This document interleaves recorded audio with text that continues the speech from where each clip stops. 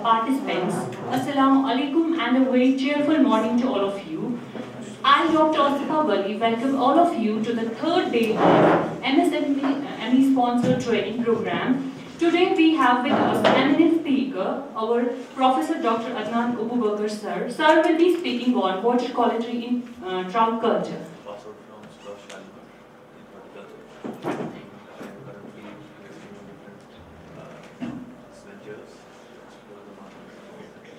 Yes, sir. अब इसमें mix है ना, जैसे एक तो हमारे अपने स्टूडेंट्स हैं तो उसके इंटरेस्ट के लिए और उनके लिए, क्योंकि मेरा जो फिर समझाने का जो होगा ना, so it will be like समझ आना चाहिए ना, तो इसलिए ये पूछना ज़रूरी है, ठीक है ना। तो मेरा नाम अदनान अबूबकर, ठीक है। मैं प्रोफेसर हूँ। मेरा साइंस जो मेरा स्पेशलाइजेशन है वो है एक्वेटिक इकोलॉजी। तो जब आज हम जो बात करेंगे, क्योंकि मैं प्योरली ये ऐसे बात समझ आएगी, तो जब भी आपको ग्रो करना है, फिश फार्मिंग करनी है या आपको लेक से लेना है, तो इसमें पानी का कंपोनेंट इज़ वेरी इंपॉर्टेंट। तो पानी का कंपोनेंट इज़ सो इम्पॉर्टेंट कि अगर हम पानी का जो है ख्याल नहीं रखेंगे, so we are not able to actually culture fish. So water quality becomes the prime importance for fish culture. Then depending upon, because we have different types of cultures, जो आपने पढ़ा होगा, जैसे अगर हम जनरल बोलेंगे, एक हम पॉन्ड में करते हैं, जो हमारी जो कार्प है ना, आपको पता होगी ना जनरली कि कौन कौन सी फिश है। जी। कश्मीरी में क्या कहते हैं, मतलब जब हमारा लोकल होता है ना, उसमें क्या कहते हैं, कौन कौन सी मछली होती है? कश्मीर में आता है कॉमन कार्प सर।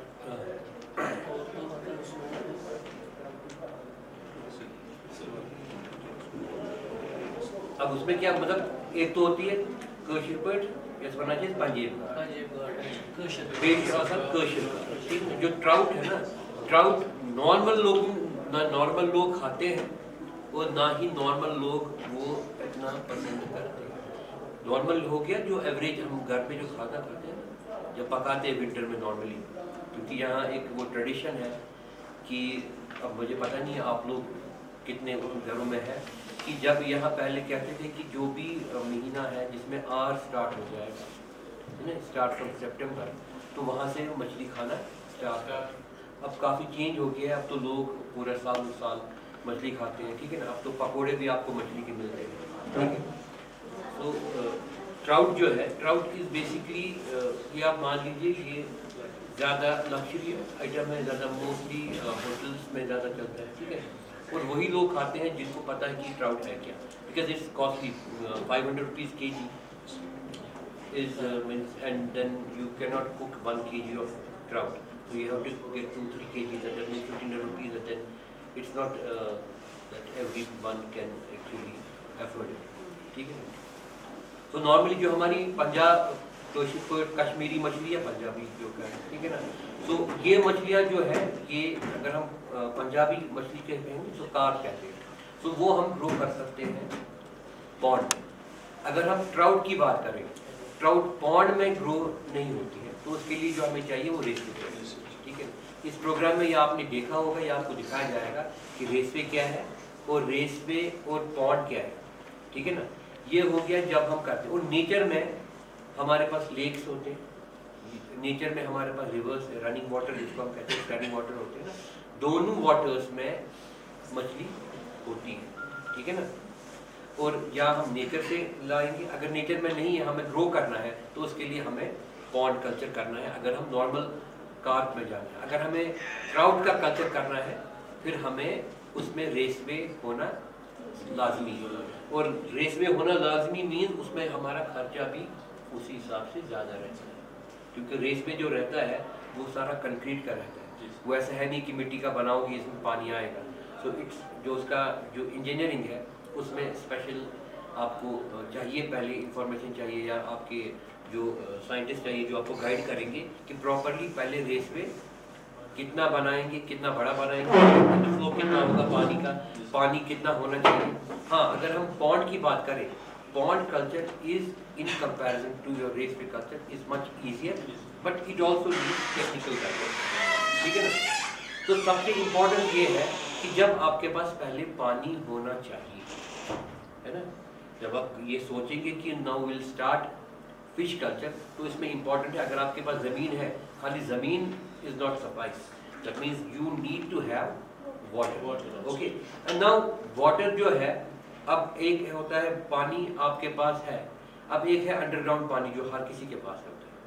अगर वो उसमें आपको फिश ग्रो करनी है तो वो पहले अंडरग्राउंड से आपको अपर ग्राउंड में लाना है, ठीक है ना। उसके लिए वो कैसे खुद आएगा नहीं, तो उसके लिए आपको क्या करना है, उसके लिए हमें अंडरग्राउंड मोटर होना चाहिए जो नीचे से पानी ऊपर लाएगा, ठीक है ना। उसमें हमें नंबर 1 देखना है कि जो हमें कंटिन्यूअस रिकरिंग खर्चा होगा, हर बार पंप चलाने का और हर बार पानी वो आपको पॉन्ड में लाने का, ठीक है। या अगर आप उस लेवल पर है जहां आपका नेचुरल पानी आ रहा है, it can be A spring, it can be A small spring, जो आप टैप करके कहाँ जाएंगे, अपने फिश पॉन्ड में लाएंगे। उससे क्या होगा, उससे ये होगा कि आपका ये जो खर्चा है, ये आपका एडिशनल खर्चा इसमें प्रोजेक्ट नहीं होगा। जब आपका ये पानी आ गया इधर अंडरग्राउंड से या आपके स्प्रिंग से या किसी के स्ट्रीम से आ गया, अब आपको ये उस जो आपने खोदा है पॉन्ड, उसमें आपको ये अंदर लाना है। अब उसके बाद आता है कौन सा पानी, क्या कोई भी पानी। अगर हमारे एरिया में वेस्ट वाटर तो निकलता है ना हर जगह से, क्या हम वेस्ट वाटर को भी बना सकते हैं, ठीक है ना।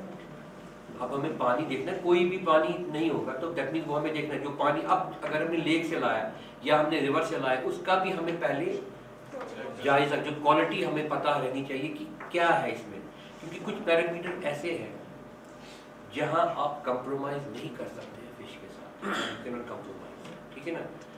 क्योंकि जब अगर वो ऐसा पानी होगा, कुछ ऐसी चीजें होंगी कि उसमें आपकी फिश रह ही नहीं सकती है, ठीक है ना। और कुछ पैरामीटर ऐसे हैं जो ज्यादा होंगे या कम होंगे, directly it will not have any impact on your fish, ठीक है ना। So now comes the part what we call as water quality, तो इसकी रिक्वायरमेंट क्या है, एंड फिर हम अगर जो उसमें है मैनेज किस तरह करेंगे, क्योंकि अब पानी आ रहा है, अब आपने फिश इसमें ग्रो की है, अगर इसमें कुछ चीज़ें ऐसी हैं जो बढ़ जाती है या घट जाती हैं, तो उसको हम किस तरह मैनेज करेंगे ताकि आपकी फिश ग्रो हो। क्योंकि आपका बेसिक एम जब आप फिश कल्चर में जाएंगे तो आपका एम रहेगा फिश को ग्रो करना और उसको फिर सेल करना, ताकि जब आपके पास पैसा आए, वही एम है ना, ठीक है ना। जब फिश तभी ग्रो करेगी जब आपका वाटर क्वालिटी पैरामीटर जो है वो सब विद इन लिमिट्स होगा हमें, ठीक है ना। अब फिर जब हम कश्मीर की बात करेंगे, फिर यहाँ का आप देखिए climatic condition entirely different from other part of the country, ठीक है ना। अगर हम जो कश्मीर लेंगे और हम जम्मू लेंगे, जम्मू और कश्मीर में ही आपका जो है काफ़ी डिफरेंस है टेम्परेचर में। हमारा जो समर है या जो हमारा ग्रोइंग सीजन अगर हम कहेंगे फिश के, that is limited to maximum of maybe 5 to 7 months। अगर 7 आ गया, नॉर्मली 6 से 7 महीना इज मैक्सिमम पीरियड जब हमारी फिश ग्रो करेगी। अगर हम जम्मू जाएंगे या बाहर जाएंगे, वहाँ कम से कम मेरे हिसाब से it is almost 10 months to 11 months। एक ही महीना ऐसा रहता है जहाँ टेम्परेचर कम रहता है और वो बिलो 0 में जाता नहीं, माइनस में होता नहीं, ठीक है ना। दैट मीन्स जो हमारा ये फिश कल्चर है that is also dependent on our climatic condition. That means हमारा जो ये फिश ग्रो करना है, ये कुछ ही टाइम के पीरियड में हमें ये ग्रो करना है। दैट मीन्स हमारी जो फिश है उसको यही 5-6 महीना मिलेगा मैक्सिमम ग्रोथ अटेन करने के लिए, बाकी में ये नहीं मिलेगा, ठीक है। वो भी हमें ख्याल रखना है। अब जब जैसा टेम्परेचर चेंज होता है वैसा वाटर क्वालिटी भी चेंज होती है, ठीक है ना। क्योंकि जैसा पहले अगर हम टेम्परेचर कर सोलर की हम बात करेंगे, सन की बात करें, ठीक है, when temperature will when outside temperature will increase, it will have direct impact on your water temperature. Okay, that means when water temperature will increase then your activity of biological activity will also increase. Okay, and जब आपने पढ़ा होगा with an increase in 10 degree centigrade the biological activity doubles. Okay, that means when we move from winter towards spring and summer, that means when there is an increase in temperature, your biological activity, that means everything, including growth, that also increases. Okay, that means we need to have temperature. अब temperature पर कोई control है नहीं. अब जो हमारे ponds है या रेसवे है, अब ऐसा है नहीं इसमें हम हीटर लगाएंगे, गर्म पानी लगाएंगे, कुछ ऐसा है कि टेम्परेचर पर कंट्रोल है नहीं. दैट मीन्स ये सारा जो है डिपेंडेंट हमारा एनवायरमेंटल कंडीशंस पर है. अब जो भी हमारे पास है हमें उसी में से मैनेज करके फिश को ग्रो करना है और कर रहे हैं. ठीक है. अब कहीं कहीं ऐसा है कि स्प्रिंग वाटर लेते हैं. अगर आपने नोटिस किया है या पर्सनल एक्सपीरियंस है, normally during winter spring water is normally much warm. It's not actually, उसका 2-3 डिग्री टेम्परेचर हमेशा ज़्यादा रहता है. और समर में आप देखिए वो ठंडा रहेगा. ठीक है ना. दैट मीन्स हमें विंटर में इसको कंडीशन मिलेगी. अगर आप स्प्रिंग हमारा है कि आपकी फिश अगर ग्रो नहीं करेगी मगर कम से कम उसकी ग्रोथ घट नहीं जाएगी, वो उसमें रह सकती है. ठीक है ना. But it will also depend upon कहाँ आपका साइट कहाँ है, आपका एरिया कैसा है और कहाँ आपका वाटर सोर्स है. ठीक है. नेक्स्ट, और ये इसमें है इम्पोर्टेंट क्या है कि जब भी हम फिश को ग्रो करें तो हमें ये हमेशा रखना है दिमाग में कि fish should be always stress free. वो किसी भी स्ट्रेस में नहीं होनी चाहिए तभी वो फिश प्रॉपरली ग्रो कर सकती है. और अगर विंटर में नॉर्मल या पूरा साल अगर हमें फिश स्ट्रेस में आती है, जब फिश स्ट्रेस में आती है नॉर्मली तब आती है स्ट्रेस में when there is no control on water quality, और water quality is not as per the requirement of that fish. फिर फिश आएगी किसमें, स्ट्रेस में. और जब फिश स्ट्रेस में होगी उसी वक्त फिश ससेप्टेबल होती है डिजीज. जब स्ट्रेस में होती है तभी डिजीज में होती है. और नॉर्मल आउटब्रेक भी होता है डिजीज का. नॉर्मली विंटर्स में आपने देखा है, अभी विंटर होना स्टार्ट हो गया ना, तो आपने देखा होगा हम में भी, इंसानों में भी खांसी जुकाम बढ़ गया. तो जो ये वायरसेस होते हैं they get actively activated in this cold condition. Similarly जो कंडीशंस जब पानी में होती है वहाँ भी बहुत देखा गया है कि यहाँ कश्मीर में कि बहुत सारी डिजीज़ रिलेटेड इश्यूज होते हैं या related with colder climatic condition. और वहाँ भी यही देखा गया है कि कुछ ऐसे जो जरासीम होते हैं, जो वायरस नहीं होते, जो बैक्टीरिया नहीं होते, they actively get activated during colder temperature. उस वक्त भी देखा गया है कि नाउ फिश, एंड उसमें अगर हमारी वाटर क्वालिटी अच्छी होगी तो हेल्दी फिश होगी तो उनकी रेजिस्टेंस ज़्यादा रहती है टू फाइट अगेंस्ट दीज जो हमारे जो वायरसेस है. ठीक है. That is why we always say that we should always have good और प्रॉपर वाटर क्वालिटी. ठीक है. नेक्स्ट चलिए जी. नेक्स्ट, और एक बात आपके दिमाग में रखना है कि वाटर क्वालिटी चेंज होती रहती है. नेचर में जो डायनेमिक सिस्टम होता है, water quality will always keep on change. And if these changes are for a shorter time, that means it's not, variation is not too much, okay, then the fish has a tendency to adjust. And if these changes are sudden and the margin is too much, that means जो fish है वो is not able to tolerate that shock, जो shock है, temperature shock हो या किसी type का किसी वक्त जो वेस्ट वाटर आएगा उसकी वजह से ऑक्सीजन कम हो जाएगा या अमोनिया ज़्यादा हो जाएगा, वो एक फिश को शॉक की तरह आता है. तो उस वक्त fish is not able to handle that, and then उस वक्त वो फिश मर सकती है. ठीक है ना. That means unless the change is normal, so fish can sustain. So if these changes are abrupt, That means fish, then it's very difficult for fish to acclimatize under those conditions. Next. अब इसमें सबसे important जो parameter है वो आता है water temperature, पानी का जो है टेम्परेचर, ठीक है ना। तो नॉर्मली हम मर्क्यूरी थर्मामीटर रहता है हमारे पास या डिजिटल थर्मामीटर रहता है, that is used to measure the water temperature, okay. And then different fish have different range, optimum range of temperature tolerance, ठीक है। जैसे कार्प का हमने कहा दैट विल बी डिफरेंट, ठीक है ना। कार्प में भी डिफरेंट स्पीशीज है, उनका थोड़ा 2-3 डिग्री ऊपर नीचे रहता है। फिर अगर हम कश्मीर की बात करें, कश्मीरी फिश जिसको हम कहते हैं, उसका tolerance is different. And then if we talk about trout, rainbow trout है या ब्राउन ट्राउट है, उनका tolerance towards temperature is different, okay. And you have to understand water temperature is an independent factor. Water temperature जो है ना, ये directly किस पर डिपेंड रहता है? सनलाइट। ये सनलाइट पर, इससे बाकी सब चीज़ें चेंज होती है, ये किसी से चेंज नहीं होता। So we always say temperature जो है it's an independent factor. On this all other factors are dependent. Any increase और decrease will lead to change in other parameters, but this parameter is independent, ठीक है।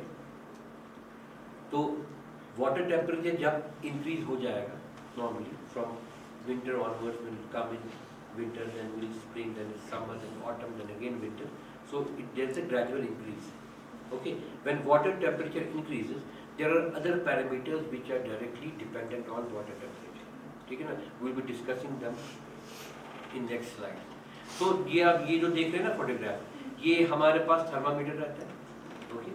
so it's a simple thermometer is used to measure the temperature। we have to keep this thermometer dipped in surface water, okay, for a minute it will give you the reading and we will note the reading, ठीक है ना।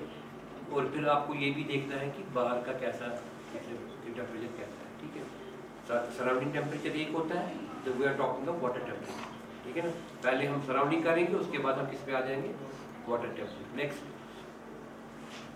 देखिए, ये जो table है, सो इसमें आप देखिए कॉमन कार्प का लिखा है, ग्रास का लिखा है, सिल्वर का लिखा है, ठीक है ना, ब्राउन का लिखा है, रेनबो का लिखा है, ठीक है ना। इसमें लिखा है डेंजरस भी दिखाया है, और इसमें क्या दिखाया है? Optimum thermal range.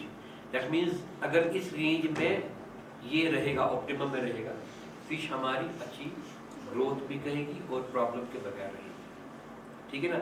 If then अगर इससे ये मिनिमम या मैक्सिमम से ज़्यादा हो गया, दोनों साइड से, मिनिमम से भी या, सो देन हमारे फिश जो है वो किस में आ जाएगी? स्ट्रेस में आ जाएगी।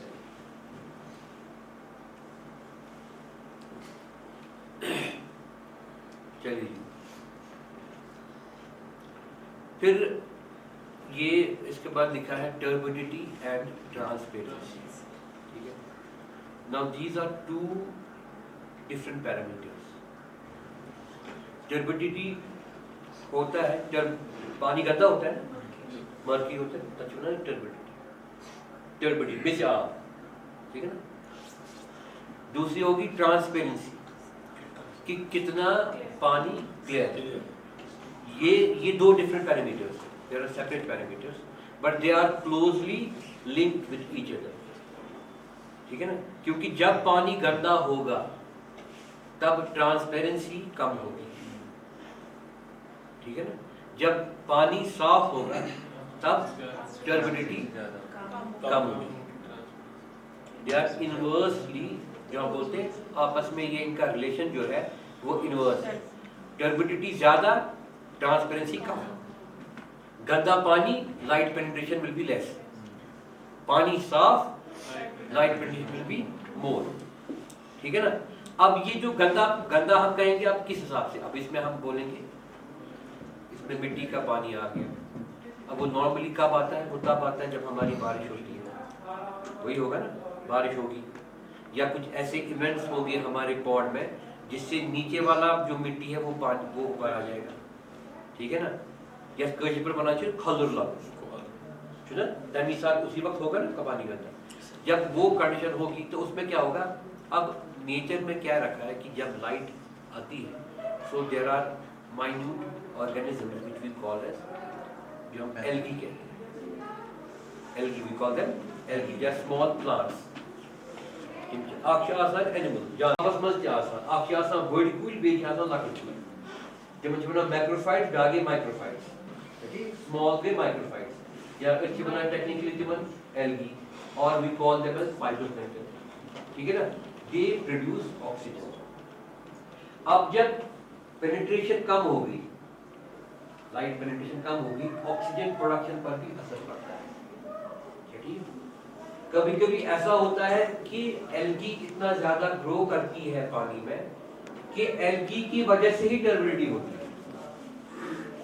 एक तो हम बात कर रहे हैं कि मरकरी मटी वाटर आ गया, ठीक है ना, वो बाहर से बारिश में आ गया। कभी कभी ऐसा रहता है कि बारिश नहीं है मगर मौसम ऐसा है, उसमें वादा ऐसा है कि आपका एल्गी ही ज्यादा होता है, इतना ज्यादा रहता है कि आपकी जो ट्रांसपेरेंसी कम होता है, पानी टर्बिड होता है। अब एक पानी टर्बिड हो गया, उसकी वजह क्या होता है, वो डायरेक्टली गेम में जाता है, यानी उसका जो नॉर्मल उसका रेस्पिरेशन करना है वो सारा गिल्ट जो करता है। अब इसमें ये देखा गया है कि हमारे नेचर में कुछ ऐसी एल्गी भी पाई जाती है जो ऑटोमेटिकली अंदर टॉक्सिन्स सिक्रीट करती है। एल्गी होता है जैसे वो किसी को डंक मारता है, उनका ऐसा कोई नहीं होता, मगर this is natural, they naturally produce toxins and your these engineered ponds, but there are some instances where fish kill have happened on account of toxins produced by these algae, okay? तो हमें उसका भी ख्याल रखना है। अब ये algae बढ़ती कब है, एल्गी बढ़ती कब है? नंबर 1, जब आपका टेम्परेचर आइडियल हो, टेम्परेचर इज ऑलवेज इम्पोर्टेंट, और उसके बाद जब खाना बहुत ज़्यादा हो, ठीक है ना, क्योंकि हम इंसानों का भी वेट तभी बढ़ता है ना जब ज़्यादा खाना खाते हैं, जब अवेलेबिलिटी ज़्यादा है तो खाना ज़्यादा खाएंगे। इसी तरह पानी में अब इनका खाना क्या है, इनका खाना है नाइट्रोजन और फॉस्फोरस, एल्गी का। अब जितना ज़्यादा नाइट्रोजन है, जितना ज़्यादा फॉस्फोरस है, उतना एल्गी ज़्यादा खाना खाती है, और उतना मल्टीप्लिकेशन ज़्यादा होता है और ज़्यादा ग्रोथ होती है, जिसकी वजह से भी आपका टर्बिडिटी बढ़ जाती है, ट्रांसपेरेंसी कम होती है, ठीक है ना। तो हमें इसका भी ख्याल रखना है कि न्यूट्रिएंट ज़्यादा ना हो, क्योंकि जब हम इनको फिश को खाना देना है, अब फिश जो है क्योंकि हमने ये ग्रो किए हैं, ठीक है ना, इंजीनियर सिस्टम में आपने बनाया है, दैट मीन आपको इनको खाना देना है। एक तो नेचर में जो खाना है वो कम होगा क्योंकि आपको फिश की ग्रोथ भी जल्दी होनी है, so we will feed them more. अब 100% खाना तो फिश खाती है, कुछ खाना क्या होता है नीचे चला जाता है, अब ये सारा ऑर्गेनिक होता है, ठीक है ना, उसकी वजह से भी रिलीज होता है नाइट्रोजन, कुछ फॉस्फोरस, ठीक है ना, डिकम्पोजिशन होता है, हर किसी चीज़ का डिकम्पोजिशन होता है। अब डिकम्पोजिशन जो होता है वो इन प्रेजेंस ऑफ ऑक्सीजन होता है, उसको हम बोलते हैं एरोबिक डिकम्पोजिशन, और डिकम्पोजिशन होता है जो ऑक्सीजन के बगैर भी होता है, जिसको हम कहते हैं एनारोबिक डिकम्पोजिशन, ठीक है ना। अब जब ऑक्सीजन की जब होगा और डिकम्पोजिशन होने लगेगा, उसमें क्या होता है, ऑक्सीजन कंज्यूम होता है, and oxygen is also very important for fish. अगर ऑक्सीजन कम हो गया तो आपकी फिश स्ट्रेस में आएगी, ऑक्सीजन के बगैर फिश पानी में सर्वाइव नहीं कर सकती, ठीक है ना। तो अब मसला हो गया कि ऑक्सीजन अगर कम हो गया उसको बढ़ाना है, अब बढ़ाएंगे कैसे?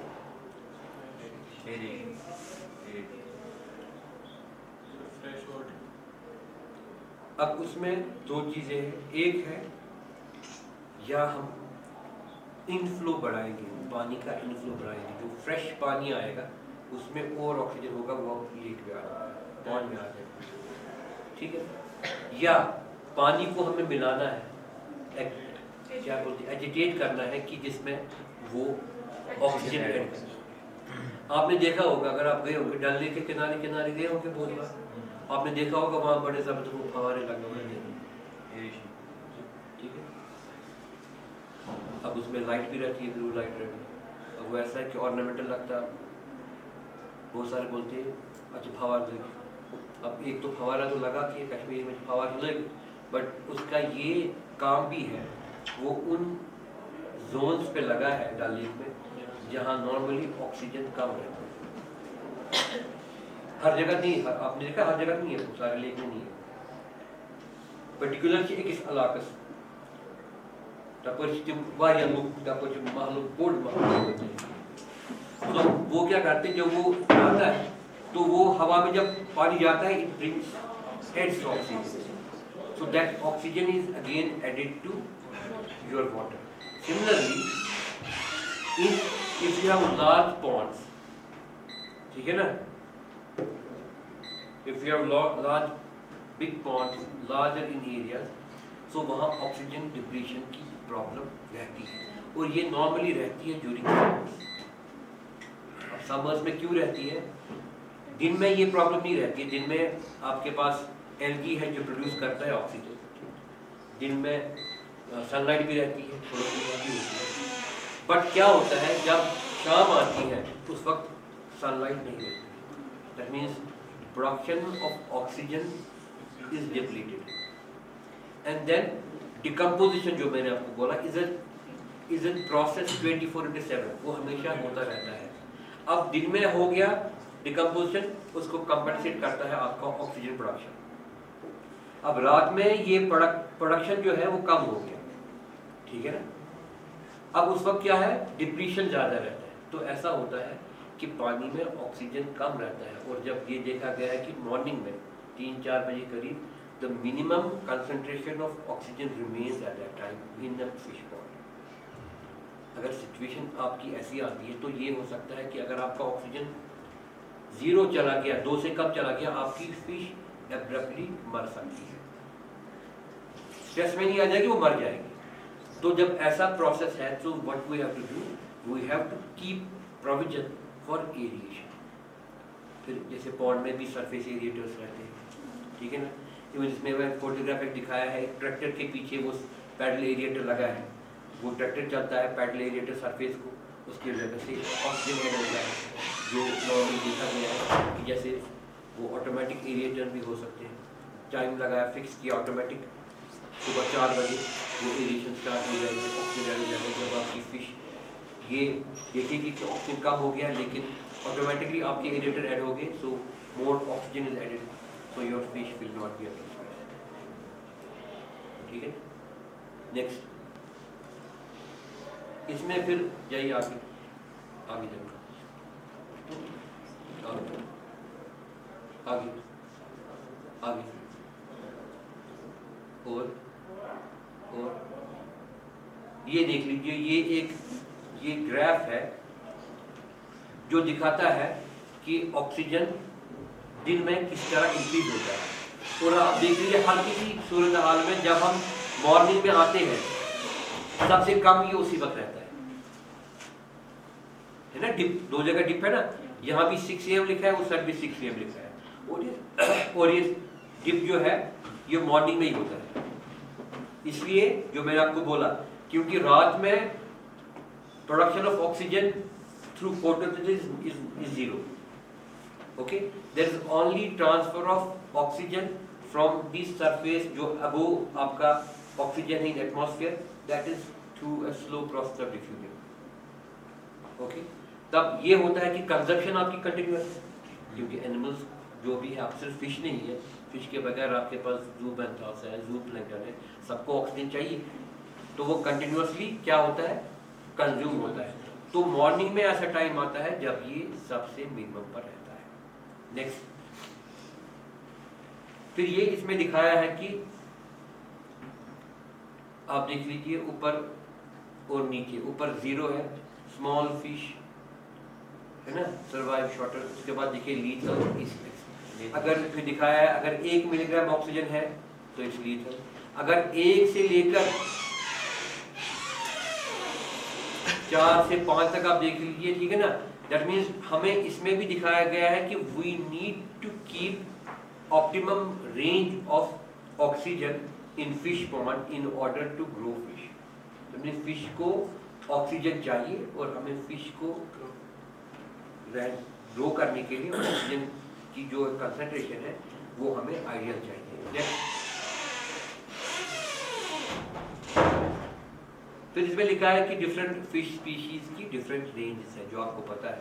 This means cold water fish की डिमांड ज़्यादा रहेगी, ठीक है ना, जैसे हमने बोला ट्राउट के बारे में, क्योंकि वो नॉर्मल पॉन्ड में करेगी ही नहीं, रह नहीं सकती है, क्योंकि इनकी ऑक्सीजन रिक्वायरमेंट ज़्यादा है और पानी रनिंग होना चाहिए, ठीक है ना। तो जब पानी रनिंग है तो ऑक्सीजन कंसंट्रेशन हमेशा उसमें ज़्यादा रहेगी। जब हम पॉन्ड की बात करेंगे, पानी का मूवमेंट फ्लो है, so oxygen concentration will be always less. So they have actually, if there is decrease in oxygen concentration in ponds, those fishes can survive. Next, ठीक है। अब इसमें क्या है कि अगर कम ऑक्सीजन हो गया तो क्या करेंगे। जैसे मैंने बोला एरिएशन हमें एक तरीका है जिससे हम ऐड करेंगे। और क्या तरीका है, इसमें लिखा है कि effect of low temperature, fish stop feeding, growth productive period. ये है कुछ चीज़ें जो तब हो जाएगी आपकी फिश में जब आपका ऑक्सीजन, ठीक है ना, वो खाना भी नहीं खाएगी, ग्रोथ भी प्रॉपर नहीं होगी, क्योंकि जब आपकी ग्रोथ प्रॉपर नहीं होगी तो आपका प्रोडक्शन कम हो जाएगा। इसमें जो आपका टारगेट है, आप अपने टारगेट से दूर जा रहे हैं। ठीक है। नेक्स्ट ये देख लीजिए, ये है ना, ये डिफरेंट टाइप ऑफ एरिएशंस है, तरीके हैं किस तरह हम अपने पॉन्ड्स में ऑक्सीजन को इंक्रीज कर सकते हैं। ओके, तो these are different ways. And then एक इसमें ये भी लिखा है कि KMNO4 ऐड कर सकते हैं, where actually it helps in degradation of organic matter, ठीक है ना। तो वहाँ ऑक्सीजन कंज्यूम नहीं होता है, KMNO4 से ही वो ऑर्गेनिक मैटर डिग्रेड होता है, कि जो ऑक्सीजन उसको डिग्रेड में कंज्यूम होने में जो कंसंट्रेशन लगती तो वो हम कम कर सकते हैं। सो नॉर्मली फिर ये डिपेंड करता है कि हम उस वक्त देख सकते हैं कि addition of chemicals is it viable or not. Okay, so best way is always to have these aerators, okay, so which will increase the oxygen concentration of your water, and actually your fish will be without any stress. Next, फिर pH, जो हर किसी को mostly पता है कि जो हम पानी पीते हैं उसका pH 7 रहता है, ठीक है ना, और हमेशा रहना ही चाहिए 6 से 6.5 to 7.5 के बीच में।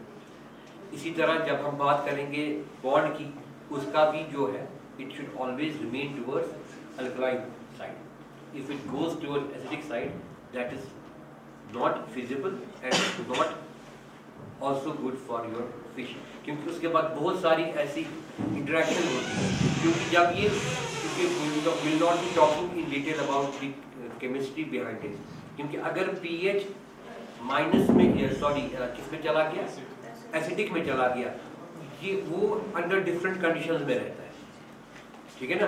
उस वक्त सिर्फ यही चीजें नहीं होती, उस वक्त बाकी सारे पैरामीटर भी आगे पीछे रहते हैं, ठीक है ना। सो जनरली क्या होना चाहिए, जनरली हमारा pH रहना चाहिए, ऑप्टिमम रेंज है वो जो लिखा है इसमें 6.5, 7.7, 7.5, if it goes up to 8 और 9, that happens during summer when oxygen will be more and carbon dioxide will be less. In that case, pH will change. But if it increases beyond 9, at that time also, your fish will come under stress. In case your oxygen goes above 12-13, उस वक्त आपका pH भी जाता है 9 से ज़्यादा, तो वो भी आपको ख्याल रखना है। अब ऐसा नहीं आप कहेंगे कि चलो कोई बात नहीं है, 20 मिलीग्राम ऑक्सीजन है, 13 pH यूनिट है, नहीं, आपका फिश उस वक्त स्ट्रेस में रहेगा। So you have to always keep an optimum range even when we are growing fish. Next, chemicals में लिखा है किस तरह हम ये जब हम pH मीटर रहता है किस तरह हम वो डिटरमाइन करते हैं ऑक्सीजन कंसंट्रेशन। नेक्स्ट, फिर ये जो मैं आपको बोल रहा था, पीएच और ऑक्सीजन और कार्बन डाइऑक्साइड की आपस में रिलेशन, ठीक है ना। दिन में क्या होता है, ऑक्सीजन बढ़ता है, कार्बन डाइऑक्साइड कम होता है, पीएच बढ़ता है।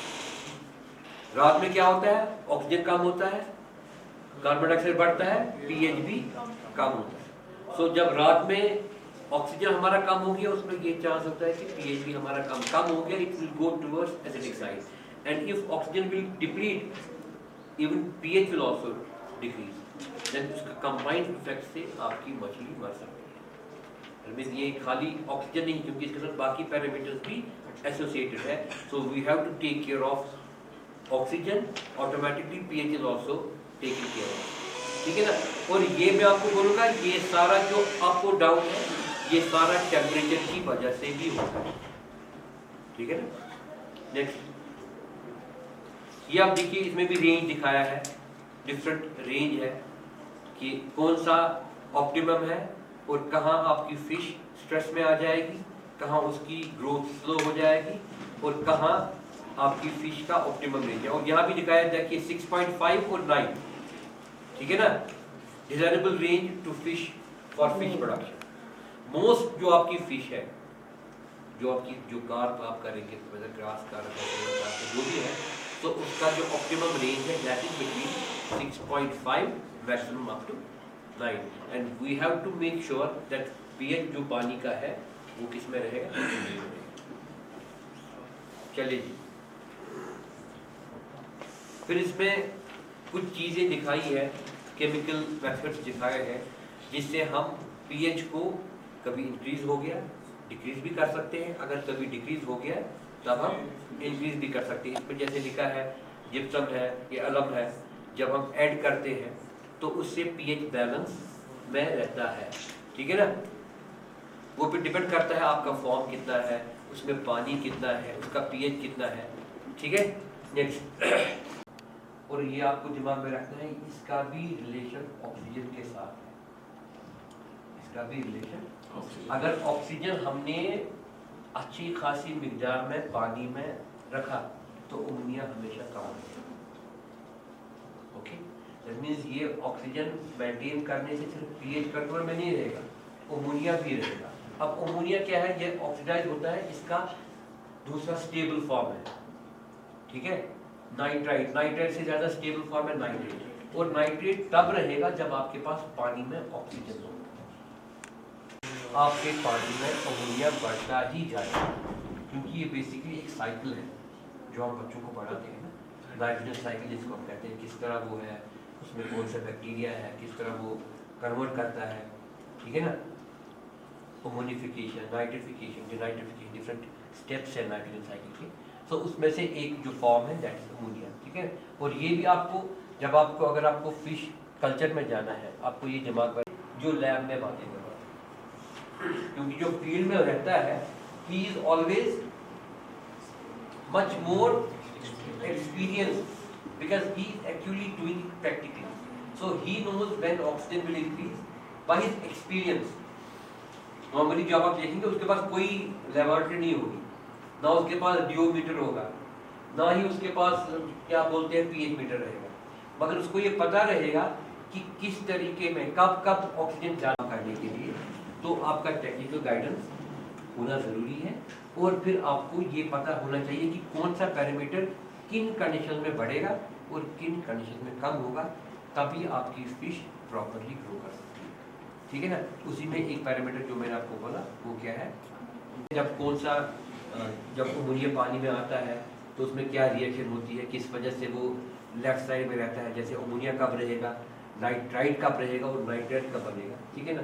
तो इसमें ज़्यादा जानने की ज़रूरत नहीं है, सिर्फ ये आपका है कि टॉलरेंस इज इम्पॉर्टेंट। टॉलरेंस आप देख लीजिए, ये आधा microgram, half a microgram is dangerous for fish, so that means we have to ideally keep it below,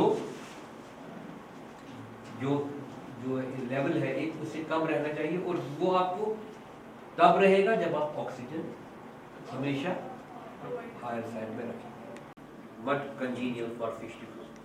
चलिए, तो और इसमें लास्ट में ये लिखा है कि as a general rule fish production will increase and then water quality will deteriorate. क्योंकि जब आपको फिश ग्रो करनी है, ज़्यादा से ज़्यादा फिश ग्रो करनी है, आपको उसमें पहले इम्पोर्टेंट है खाना आपको ज़्यादा चाहिए। जब भी फिश को हम खाना ज़्यादा देंगे, कि ऐसा ना हो कि इतनी ख़राब हो जाए कि जिसके लिए हम सारी मेहनत करते हैं वो मेहनत ही ज़ाया हो जाए, ठीक है ना।